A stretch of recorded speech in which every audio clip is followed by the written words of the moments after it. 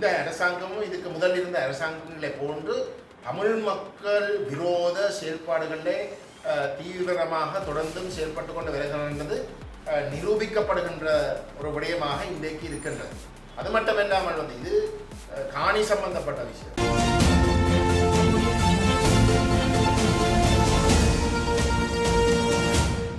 நேற்று பச்சிலைப்பட்டி பிராந்திய ஒருங்கிணைப்பு குழு கூட்டம் நடைபெற்றது. அந்த கூட்டத்திலே அந்த சபையினுடைய அனுமதியை பெறுவதற்காக 900 ஏக்கர் காணியை சிலாவோ பிளான்டேஷன் என்ற அமைப்புக்கு வழங்குவதற்கு அனுமதி பெறுவதற்கான முன்மொழிவுகள் முன்னெடுக்கப்பட்டது. அந்த முயற்சி உண்மையிலே இதுக்கு முதல் இருந்த அரசாங்கம் காலத்திலே தொடங்கியது. அந்த முயற்சிகள் சிலாவோ பிளான்டேஷன்ஸ் என்ற அமைப்புக்கு வழங்குவதற்கு கடந்த பாராளுமன்றத்தில் வந்து முன்னெடுக்கப்பட்ட செயற்பாடுகளை தடுத்து நிப்பாட்டத்தில் வந்து தமிழ் தேசிய மக்கள் முன்னணிக்கு கணிசமான பங்கு இருந்தது. அதுக்கு காரணம் அந்த சிலாவோ பிளான்டேஷன்ஸுக்கு அந்த காணியை வழங்குவதற்கு தீர்மானம் எடுக்கப்பட்டிருப்பது ஜேஇடிபி பொதுமக்கள் பெருந்தோட்ட அபிவிருத்தி அமைப்பு என்ற கட்டமைப்பு ஜேஇடிபி தங்களுக்கு குறித்த இந்த காணியை சிலாவோ பிளான்டேஷன்ஸுக்கு வழங்குவதற்கு முடிவெடுத்திருப்பதாகவும் தங்களுக்கு குறித்தான காணியை வந்து வழங்குவதற்கு எடுத்திருப்பதாகவும் அதுக்கு சபையினுடைய அனுமதி பெறுவதற்கு முன்னுரிமைகள் ஏற்படுத்தின. ஆனால் நாங்கள் செய்த ஆராய்ச்சியிலே அந்த காணி எல்ஆர்சிக்குரிய காணி எல்ஆர்சிக்குரிய காணி எந்த ஒரு இடத்துலையும் வந்து ஜேஇடிபிக்கு வந்து வழங்கப்பட்டதாக எந்த ஒரு ஆவணமும் எல்ஆர்சியுடைய அலுவலகத்தில் வந்து இல்லை. இங்கே வடக்கிலே இருக்கக்கூடிய அலுவலகத்திலையும் இல்லை, தெற்கிலே இருக்கக்கூடிய அவர்களுடைய அலுவலகத்திலையும் கூட அவ்வகையான எந்த ஒரு ஆதாரமும் இல்லை. அவ்வகையான எல்ஆர்சிக்குரிய காணி சபையினுடைய அனுமதி இல்லாமல் வழங்குவது வந்து ஜேஇடிபி அதுவும் ஜேஇடிபி தங்களுக்குரிய காணியாக சொல்லி அதை சிலாவோ பிளான்டேஷன்ஸுக்காகவோ இல்லாட்டி வேறு ஒரு தரப்புக்கும் வந்து வழங்குவது சட்டவிரோதம் என்ற அடிப்படையிலே நாங்கள் தெளிவாக அதை எதிர்த்து வந்திருந்தோம்.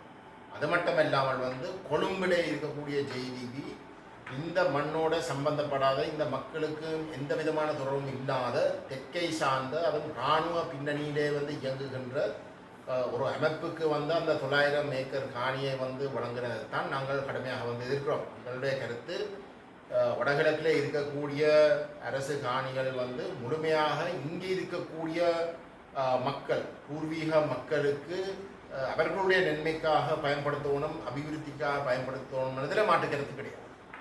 ஆனால் அந்த இந்த மக்களுக்கு சொந்தமான தமிழ் பேசும் மக்களுக்கு சொந்தமான காணி அரச காணியாக இருந்தாலும் வந்து தமிழ் பேசும் மக்களுக்கு தான் சொந்தம்.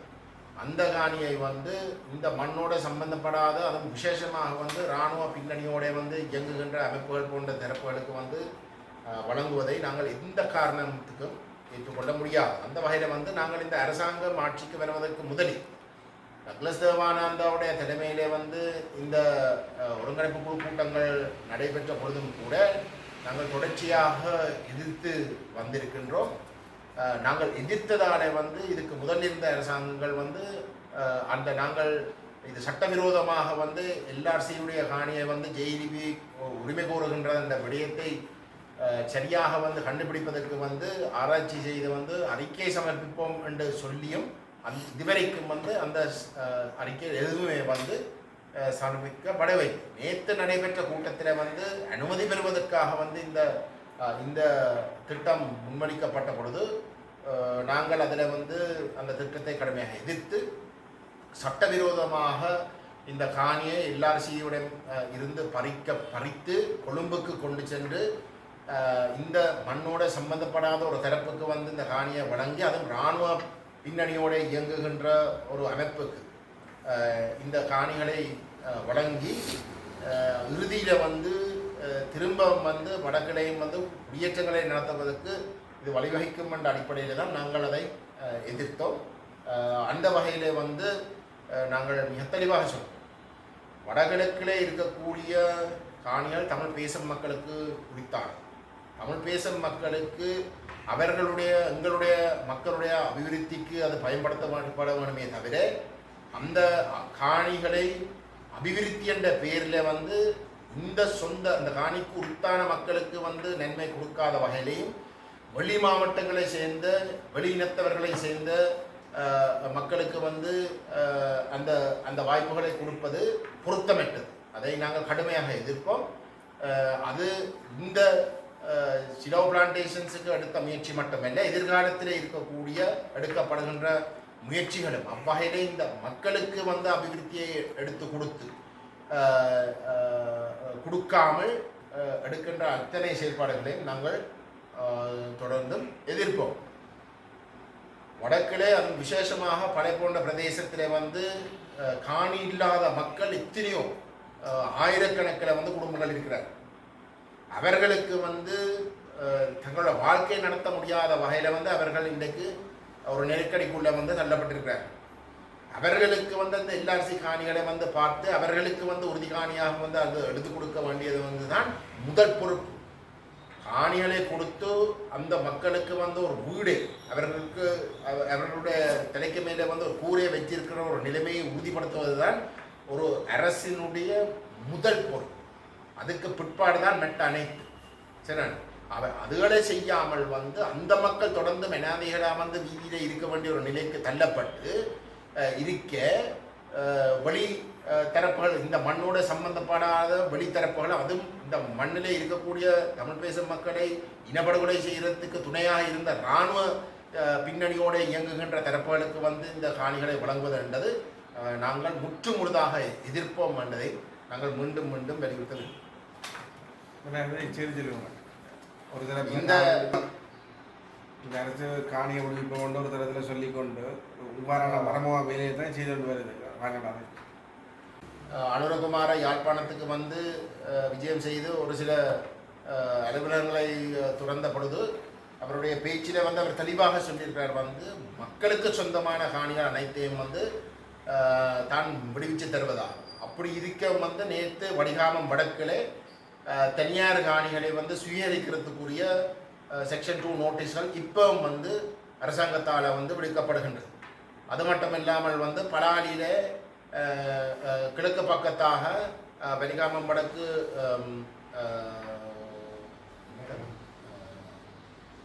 வசவரம் பிரதேசத்தில் வந்து தனியார் காணிகளில் வந்து 7 ஏக்கருக்குரிய காணியை பிடித்து இன்றைக்கு வந்து ஒரு இராணுவத்துக்கு ஒரு ஹாஸ்பிட்டல் ஒன்று கட்டுறதுக்குரிய நடவடிக்கைகள் வந்து ஆரம்பிக்கப்பட்டிருக்கின்றது. தையட்டியில் வந்து அந்த காணிகள் விடுவிக்கப்பட வேணும் என்ற ஒரு நிலையில் வந்து தொடர்ந்தும் வந்து புது புது கட்டடங்களை வந்து கட்டுறதுக்குரிய நடவடிக்கை மேற்கொள்ளப்படுகின்றன.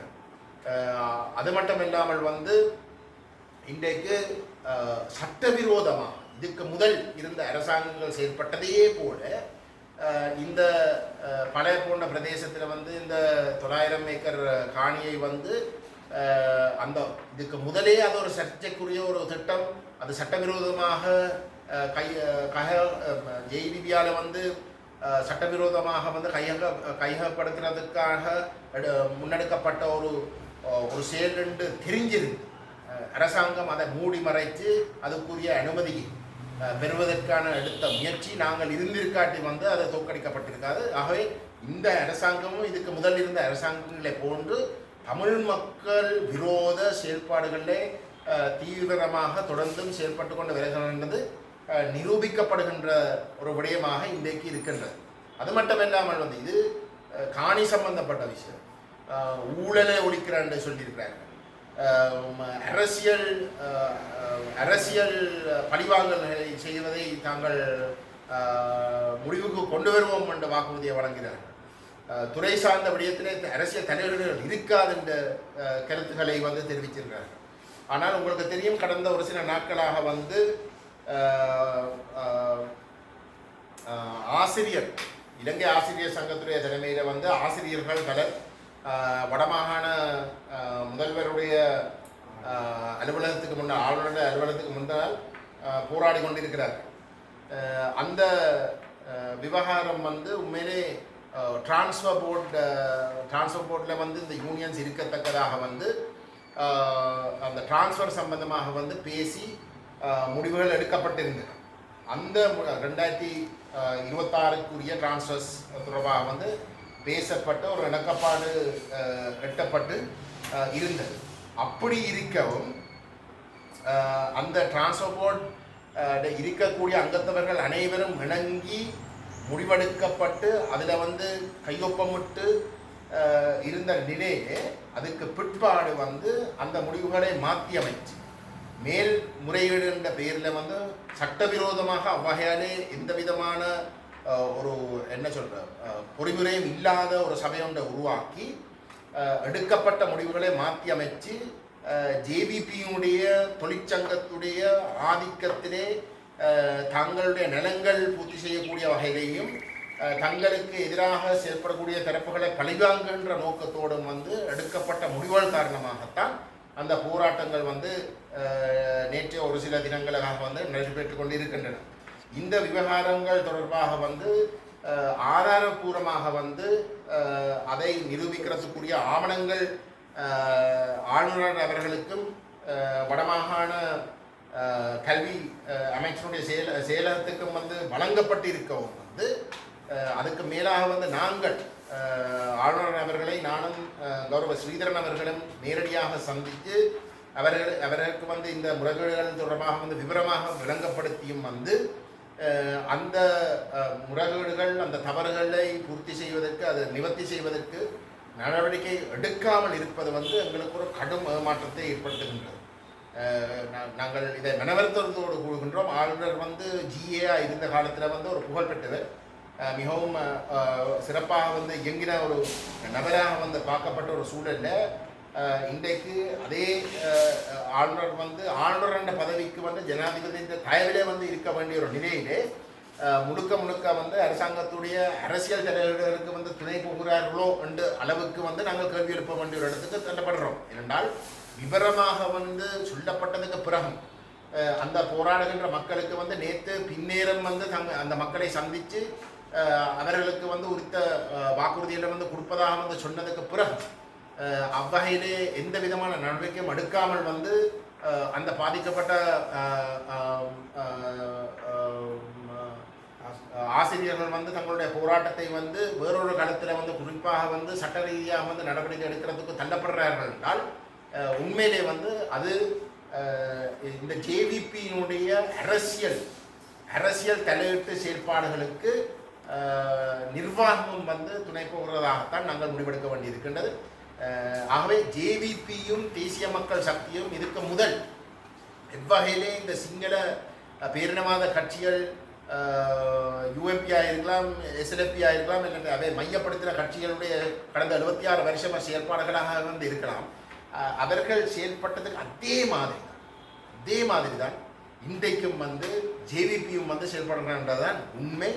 இந்த ஆசிரியர் கல்வி அமைச்சினுடைய செயல்பாடுகளில் வந்து அரசியல் தலைவர்கள் செய்யக்கூடாதுன்றதில் வந்து தீவிரமாக வந்து வடக்கில் இருந்து குரல் கொடுத்த சந்திரசேகரன் போன்றவர்கள் வந்து இன்றைக்கு அவர்களாகவே முன்னின்று வந்து இந்த மோசமான செயல்பாடுகளை பழிவாங்கல் செயல்பாடுகளை வந்து நடத்துவதென்றது வன்மையாக கண்டிக்கப்பட வேண்டிய ஒரு விடயமாகவும் வந்து நாங்கள் இந்த இடத்துல வந்து சுட்டிக்காட்ட விரும்புகிறோம். ஆகவே மக்கள் இந்த தேசிய மக்கள் சக்தியுடைய போலி வாக்குறுதிகளுக்கும் இனிப்பான வார்த்தைகளுக்கும் வந்து நம்பி இனியும் ஏமாறக்கூடாது என்பதை வந்து நாங்கள் பொறுப்போடு சுட்டிக்காட்ட விரும்புகிறோம்.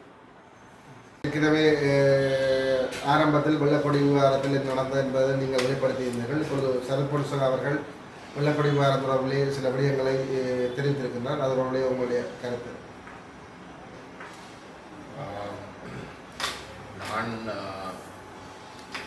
நான் ஈடுபட்ட முயற்சியிலே வந்து தமிழர்களுடைய இயக்கம் என்னிடம் கேட்டுக்கொண்டதுக்கு நாங்கள் பொதுமக்கள் கணிசமான தொகை கிட்டத்தட்ட 2,500,000க்கும் 1,00,000க்கும் இடையிலான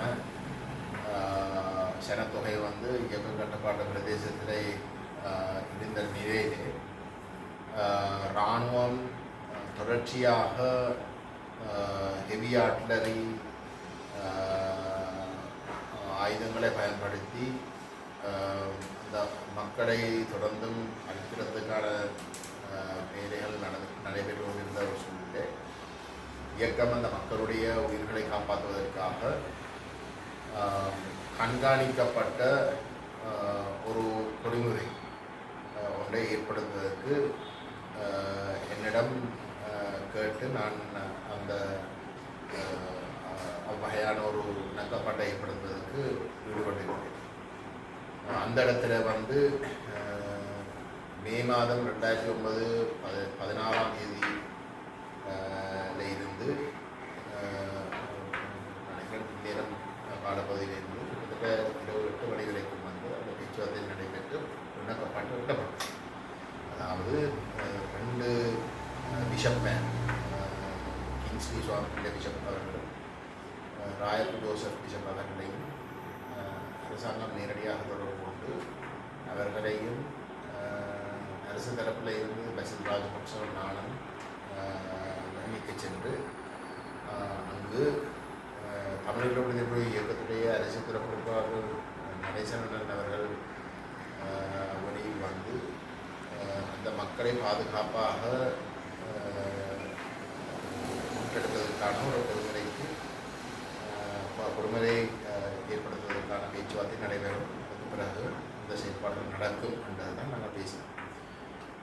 ஆனால் அந்த பேச்சு வெற்றிகரமாக 16ஆம் தேதி இரவு 8 மணி அளவில் வந்து முடிவடைந்ததுக்கு பிறகு தொடர்ச்சியாக இராணுவம் ஹெவி ஆர்ட்லரி வந்து பயன்படுத்தி கொண்டிருந்த ஒரு நிலையிலே நான் பசில் ராஜபக்ச அவர்களோடும் அரசோடு வந்து கொண்டு ஒரு எட்டப்பட்டிருக்கின்ற ஒரு நிலையிலே நீங்கள் தொடர்ச்சியாக வந்து அந்த ஹெவி ஆர்ட்லரியை அடிக்கிறதுன்றது வந்து அந்த மக்களை வந்து திட்டமிட்டு வந்து அழிக்கிற நோக்கத்தோடு தானே நீங்கள் செய்கிறீங்க. ஏன் இந்த அநியாயத்தை செய்கிறீங்க? இன்றைக்கே நாங்கள் போய் இப்போவே நாங்கள் போகிறதுக்கு ஆயத்தமாக இருந்தாலும் நீங்கள் உங்கள் தரப்பு தான் சொன்னது வந்து மஹிந்த ராஜபக்ச அன்அலைன்ட் மூவ்மெண்ட் மாநாட்டில் ஜோர்டனுக்கு போயிருக்கிறார். அவர் வந்து இறங்கி உங்களோட தேசிய பாதுகாப்பு அவையுடைய கூட்டம் நடைபெற்று அதன் அனுமதி அளிக்கிற வரைக்கும் உங்களால் போயிடாண்டு நீங்கள் தான் அதை தடுத்து வச்சிருக்கீங்க. அப்படி தடுத்து வச்சு கொண்டு வந்து நீங்கள் தொடர்ந்து அந்த ஹெவியாட்டில் அடிக்கிறீங்கன்னா வந்து இந்த கட்டப்பட்ட இணக்கப்பாடம் வந்து வீண் போக போகுது. நாங்கள் மக்களை காப்பாற்றுறதுக்கு ஒருத்தர் இருக்க போகிறீங்களேன்னு சொன்ன இடத்துல வந்து அவர்கள் தெளிவாக வந்து தங்களுடைய விதிமுறையின்படி வந்து அந்த செக்யூரிட்டி கவுன்சிலுடைய அனுமதி இல்லாமல் தங்களுடைய நிலப்பாடுகள் செயல்பாடுகள் எதையும் மாற்றிடலாம் என்று சொல். அதுக்கு பிறகு அந்த செக்யூரிட்டி கவுன்சில் 17ஆம் தேதி நடைபெற்று எங்களுக்கு சொல்லப்பட்ட வந்து அங்கே எந்த ஒரு இணக்கப்பாட்டுக்கும் செக்யூரிட்டி கவுன்சில் அனுமதிக்கு இல்லை. வெறுமனே இந்த வெள்ளக்கொடியை வச்சு கொண்டு அவர்கள் வருவது மட்டும்தான் அவர்களுக்கு இருக்கக்கூடிய ஒரே ஒரு வழி என்று சொன்ன இடத்துல என்னுடைய அந்த இணக்கப்பாட்டை ஏற்படுத்துவதற்குரிய அந்த முயற்சி முடிவுக்கு வருகிறது என்றால் வெள்ளக்கொடியை வைத்துக்கொண்டு நம்பி நான் தனிப்பட்ட முறையிலேயும் எங்கள் அமைப்பும் வந்து தமிழ் விடுதலை இயக்கத்துக்கு வந்து இந்த உத்தரவாதம் கொடுக்க முடியாது. நாங்களுக்கு அரசாங்கத்தில் வந்து நம்பிக்கை இல்லை. அதனால தான் கண்காணிக்கப்பட்ட ஒரு பொறிமுறையை உறுதிப்படுத்துவதற்கான முதல் கட்டமாக உண்மையிலே வந்து ஐசிஆர்சி இதில் ஈடுபடணும்னு தான் நாங்கள் கேட்டுக்கொண்டோம். இயக்கம் விரும்பி கேட்டது எல்லாத்தையும் நிராகரித்து வந்து இல்லாத கட்டத்தில் தான் பிஷப் மேலேயாவது வந்து வைத்து செய்வதற்கு வந்து நாங்கள் கேட்டதுக்கு வந்து இறுதியில் வந்து அவங்களுக்கு இணங்கு. அதனால் அதோடு வந்து என்னுடைய முயற்சிகள் முடிவுக்கு வெள்ளக்குடியோட அந்த பொறுமுறைக்கு வந்து எங்களுக்கு எனக்கும் அதுக்கும் எந்த ஒரு குறவும் இல்லை. அதை உண்மையிலே அது சரிவராதென்று சொல்லித்தான் இந்த கண்காணிக்கப்படுகின்ற ஒரு பொறிமுறைக்கு வந்து நாங்கள் ஈடுபட்டு ஏற்படுத்த விரும்புகிறோம். சரத் பொன்சேகா வந்து சொல்லியிருப்பது வந்து அந்த வெள்ளைக்கொடி விவகாரம். இந்த நான் சொல்வது வந்து அந்த வெள்ளைக்கொடிக்கு மாற்றாக வந்து வச்ச ஒரு நிலையிலே அந்த வெள்ளைக்கொடி சம்பவங்கள் நடக்கிறதுக்கு முன்னரே இணக்கப்பாட்டு தெரிவிக்கப்பட்டு இயக்கம் வந்து இந்த போரை நிப்பாட்டி தங்களுடைய ஆயுதங்களை மௌனித்து கிட்டத்தட்ட 1.5 லட்சத்துக்கும் 1 லட்சத்துக்கும் இருக்கக்கூடிய மக்களோட உயிர்களை காப்பாற்றுவதற்கு வந்து இணக்கம் தெரிவிச்சிருக்கிற நிலையிலே அந்த இணக்கம் எல்லாத்தையும் புறந்தள்ளி திட்டமிட்டு வந்து அந்த மக்களை முழுமையாகவோ பகுதியாகவோ வந்து அழிப்பதற்கு ஹெவி உட்பட அனைத்து வடிவங்களையும் பயன்படுத்தி அரசு அங்கு செயல்பட்டது என்றுதான் நான் சொல்ல வரேன். அது இனப்படுகொலையினுடைய ஒரு மிக தெளிவான சம்பவம், இனப்படுகொலையுடைய நிரூபிக்கிற ஒரு சம்பவமாகத்தான் நாங்கள் அதை பார்க்கிறோம். ஆனால் சரத் பொன்சேகா வந்து சொல்ல வாரது வந்து அந்த வெள்ளைக்கொடி விவகாரம் சம்பந்தமாக எனக்கு நான் நேரடியாக சொல்ல முடியாது. ஆனால் அந்த வெள்ளைக்கொடி பிடித்து வந்தவர்கள் வந்து கொல்லப்பட்டதுன்றது வந்து அனைவருக்கும் தெரிஞ்ச விஷயம்.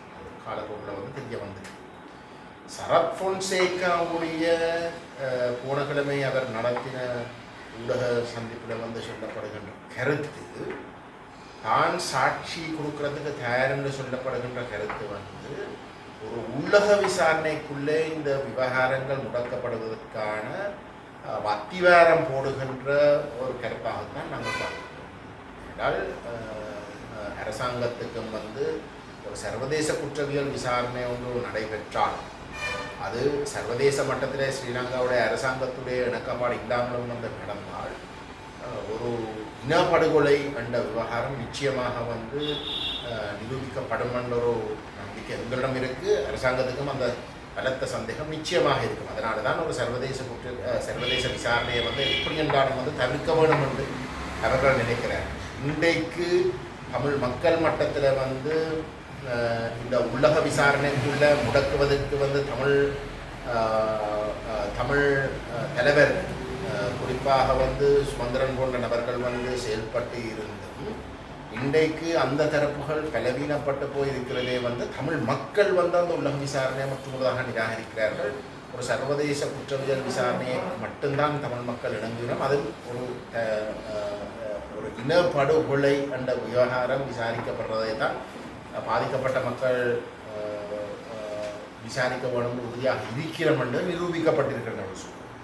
ஆகவே அவசரமாக இந்த சர்வதேச விசாரணை ஒன்றை நடத்தாமல் வந்து முடக்குவதாக இருந்தால் ஏதோ ஒரு வகையிலே ஒரு விசாரணை ஒன்றை நடத்தி இங்கு விடயங்கள் உள்ளக ரீதியாக முன்னெடுக்கப்படுகின்றது என்பதை காட்டுவதற்கு அரசாங்கத்துக்கு ஒரு மிகப்பெரிய ஒரு தேவை உண்டு. அவ்வகையிலே வந்து காட்டினால் மட்டும்தான் சர்வதேச குற்றவியல் விசாரணையில் இருந்து சர்வதேச குற்றவியல் விசாரணை என்ற விவகாரம் வலியுறுத்தப்படுவதை ஏதோ ஒரு வகையில் வந்து தடுக்கலாம், இல்லாட்டி தட்டி கழிக்கலாம், இல்லாட்டி திசை திருப்பலாம் என்ற ஒரு தேவையும் இருக்கு. அதனூடா உள்ளக விசாரணை ஒன்றை ஏற்படுத்துவதற்கான அவசரத்தை விளங்கி கொண்டு சரத் பொன்சேகா இந்த கருத்துக்களை தெரிவிப்பது சில வேளையிலே நாங்கள் வந்து அது ஒரு முன்னேற்றமாக கருதி அவ்வகையான ஒரு சாட்சியம் பெறுவதற்கு ஒரு இராணுவ தளபதி அண்டையான் பொறுப்பாக இருந்த இராணுவ தளபதியே வந்து தயாராக இருக்கிறார் என்றால் அவர் ஊடாக வந்து ஒரு உள்ளக விசாரணையில் வந்து நாங்கள் நம்பிக்கை வச்சிருக்கலாம் என்று ஒரு ஒரு தவறான ஒரு கருத்தை பாதிக்கப்பட்ட மக்கள் மட்டத்திலே வந்து விதைக்கிறதுக்கும் இது ஒரு சந்தர்ப்பமாக அரசு பயன்படுத்துதுன்றது தான் எங்களுக்கு இருக்கக்கூடிய பலத்த சந்தேகம். சரத் பொன்சேகா சொல்றதின்படி வந்து இந்த வெள்ளக்கொடி விவகாரத்தில் வந்து கோட்டாபய ராஜபக்சவும் அன்றைக்கு பொறுப்பாக இருந்த வேறு தளபதிகள், அவர் குறிப்பிடுகின்ற தளபதிகள் வந்து அதுக்கு பொறுப்பெடுக்க வேண்டும் என்று சொல்கிற சாட்சி அவர் கொடுக்க தயாராக இருந்தால் அவர் அது நேர்மையாக வந்து இந்த விவகாரம் அணுகப்படுறதாக இருந்தால் அவரும் சேர்ந்து ஒரு சர்வதேச குற்றவியல் விசாரணையைத்தான் நடத்த வேண்டும் என்பதை அவரும் சேர்ந்து வலியுறுத்துவதுதான் பொருத்தமே தவிர அதை தவிர்த்து அவர் இந்த ஒரு உள்ளக விசாரணைக்கு தான் சாட்சியம் கொடுக்கறதுக்கு தயார் என்ற கோணத்தில் வந்து அவர் சொல்கிற இதையும் தமிழ் மக்கள், பாதிக்கப்பட்ட மக்கள் நம்பி அவ்வகையான ஒரு பொறுமுறைக்கு வந்து இணங்குறதை தவிர்த்து கொள்ளணும். அதை நாங்கள் மிகவும் பொறுப்போடு வந்து நாங்கள் நம்முடைய மக்களிடம் வந்து பாதிக்கப்பட்ட மக்களுக்கு வந்து சுட்டிக்காட்ட விரும்புகின்றோம் என்பதை நாங்கள் இந்த இடத்துல வந்து சொல்ல விரும்புகிறோம்.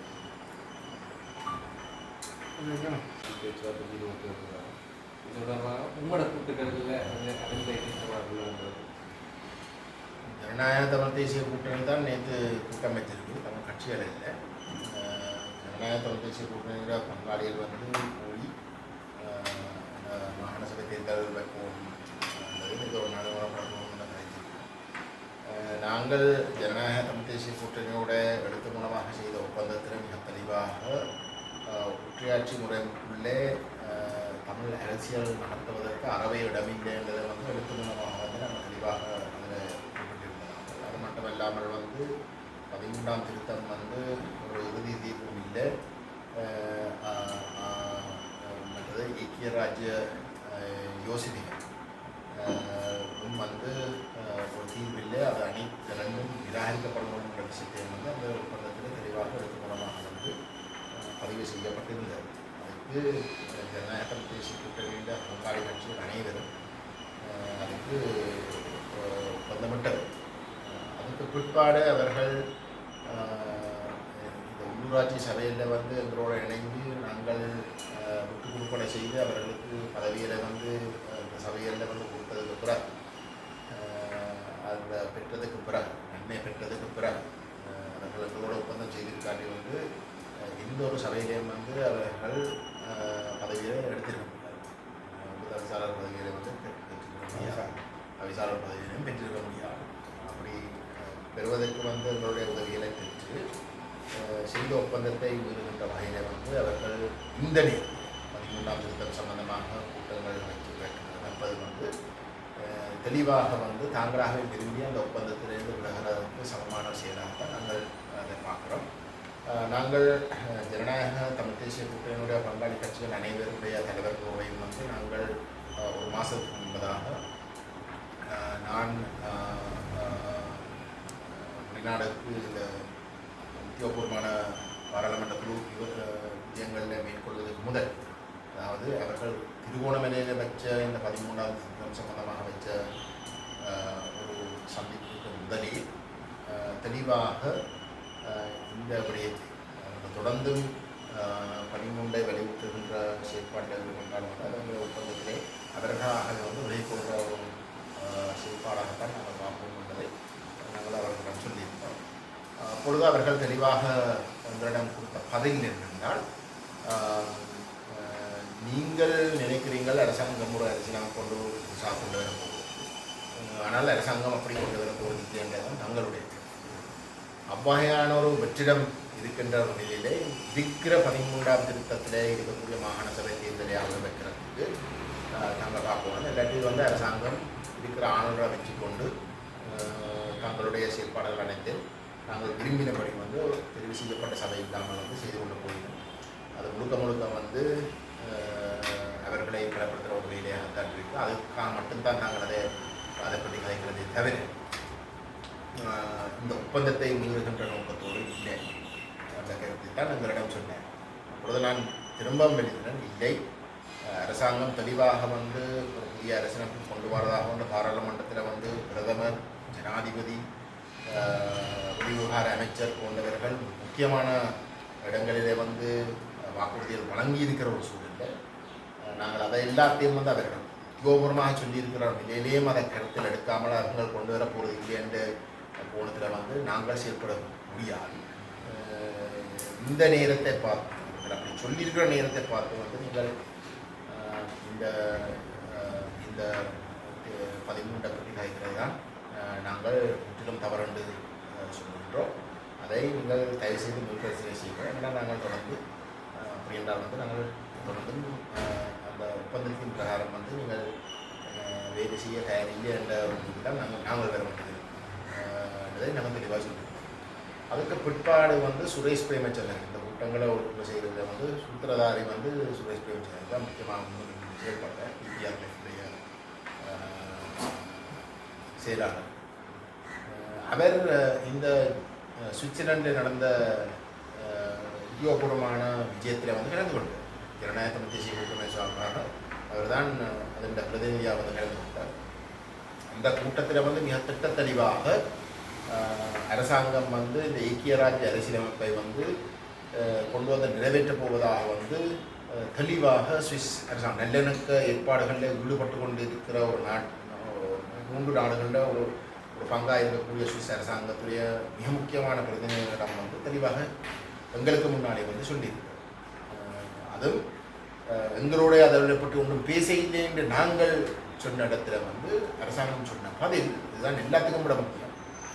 இந்த ஐக்கிய ராஜ்ய அரசியலமைப்புன்ற விஷயம் வந்து ஏற்கனவே பேசப்பட்டு பாராளுமன்றத்தில் வந்து ஒரு அரசியலமைப்பு நிர்ணய சபையாக வந்து பிரகடனப்படுத்தி அதில் ஒரு ஸ்டியரிங் கமிட்டி உருவாக்கப்பட்டு ஒவ்வொரு கட்சியினுடைய குறைஞ்சது 2 பிரதிநிதிகள் வந்து அந்த ஸ்டியரிங் கமிட்டியில் நியமிக்கப்பட்டு தமிழ் தேசிய கூட்டமைப்பாக அன்றைக்கு 16 பாராளுமன்ற உறுப்பினர்களை வடகிழக்க பிரதிநிதித்துவப்படுத்துகின்ற கட்சியாக இருந்து அதில் சம்பந்தனும் சுமந்திரனும் வந்து அந்த ஸ்டியரிங் கமிட்டியில் ஈடுபட்டு கிட்டத்தட்ட 82 சுற்று பேச்சுவார்த்தைகள் நடைபெற்று அந்த ஐக்கிய ராஜ்ய அரசியலமைப்பு வெளிவந்த அரசியலமைப்பு 2019 வந்து வெளிவந்த அந்த வடிவத்துக்கு வந்து அவர்களுடைய இணக்கத்தோடு தான் அது தயாரிக்கப்பட்டிருக்கு. ஆகவே தமிழ் கட்சிகளுடைய முழுமையான பங்களிப்பு அந்த தயாரிப்பில் வந்து இருக்கு. அது மட்டுமில்லாமல் வந்து மக்களுடைய கருத்துக்களை நேரடியாக அறிவதற்கு வந்து டிஎஸ் மட்டத்தில் டிவிஷனல் செக்ரட்டேரியட்ஸ் மட்டத்தில் வந்து அவர்கள் எத்தனையோ கூட்டங்கள் வந்து நாடு பூரா வந்து நடத்தி அந்த மக்களுடைய அனைத்து கருத்துக்களையும் உள்வாங்கி தான் அது தயாரிக்கப்பட்டிருக்கு. ஆகவே திரும்ப வந்து எவரோடையும் பேச வேண்டிய தேவையில்லை.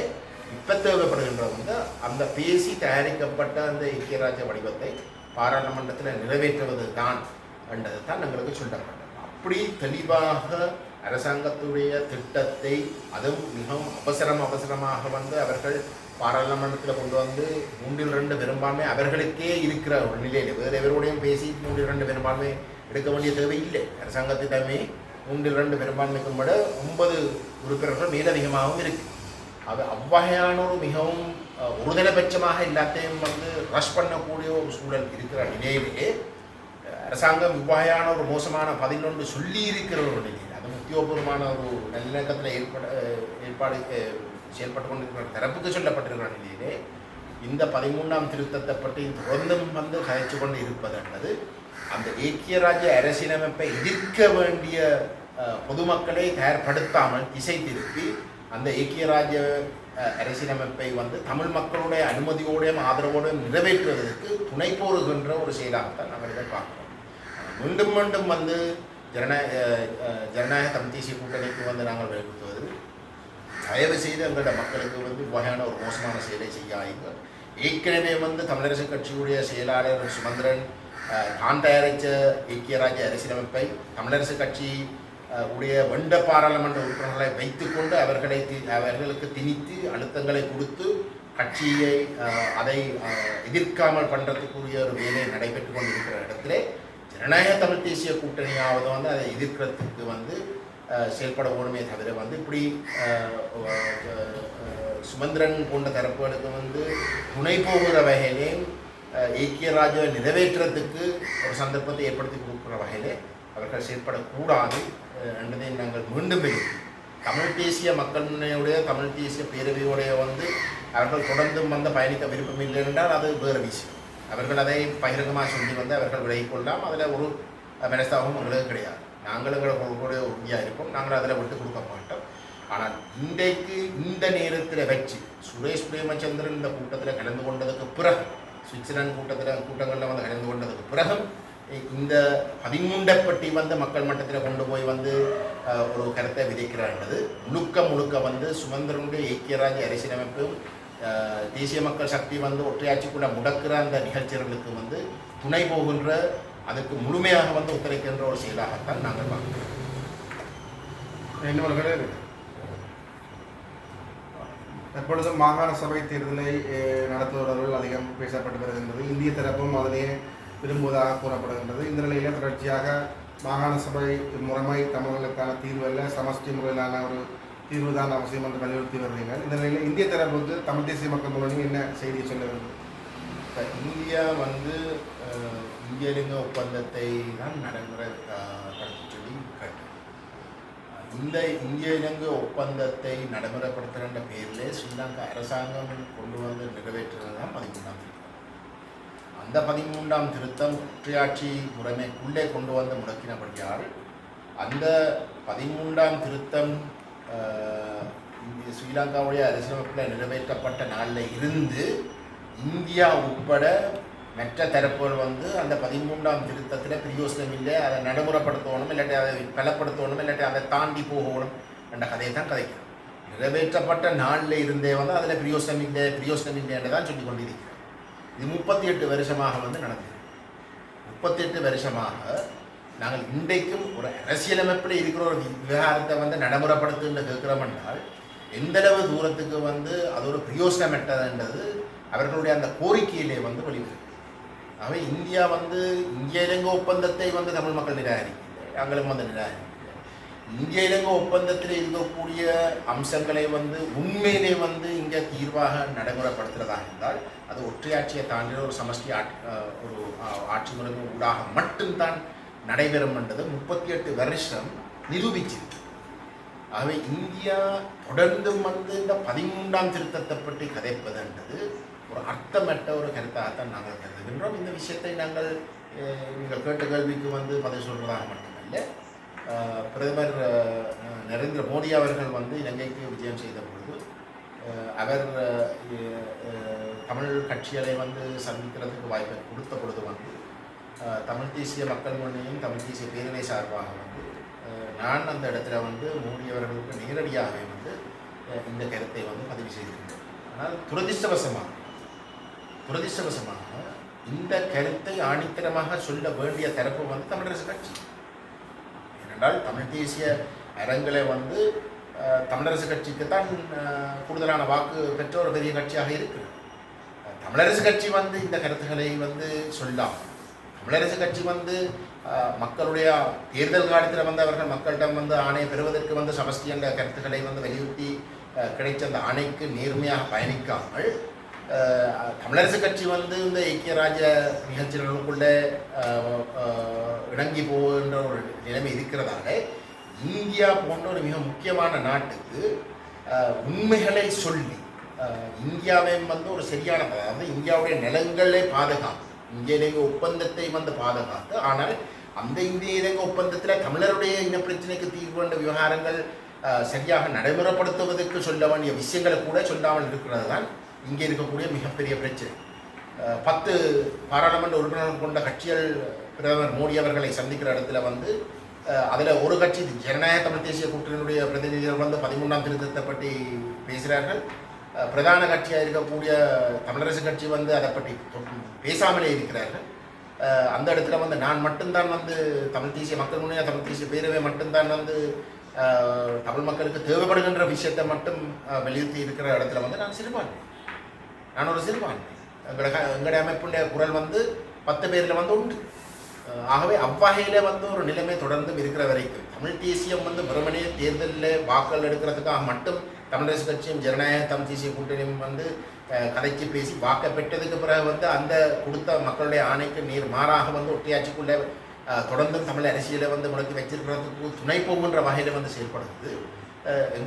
நாங்கள் வந்து இந்தியாவை கூட ஒரு சரியான தமிழ் மக்களுடைய உண்மையான அரசியல் அபிலாஷைகளை வலியுறுத்தக்கூடிய நிலையிலே ஒரு நிலப்பாட்டை எடுப்பதற்கு தடையாக இருக்கிறான்றது தான் உண்மையான நிலை. முதல்ல வந்து நாங்கள் ஒரு வெளிநாடு, ஒரு வல்லரசு, அவர்களுக்கும் பாரிய பிரச்சனை இருக்கு, சவால்கள் இந்த பூகோள அரசியல் போட்டித்தன்மையால் வந்து இலங்கையில் இருக்கிற நிலையிலே எங்களுடைய நலன்கள் சார்ந்த விஷயத்தில் வந்து அவர்களுடைய கவனத்தை ஈர்ப்பதாக இருந்தால் நாங்கள் சரியாக வந்து உங்களுடைய நிலப்பாடுகளை உறுதியாக முன்வைப்போம்.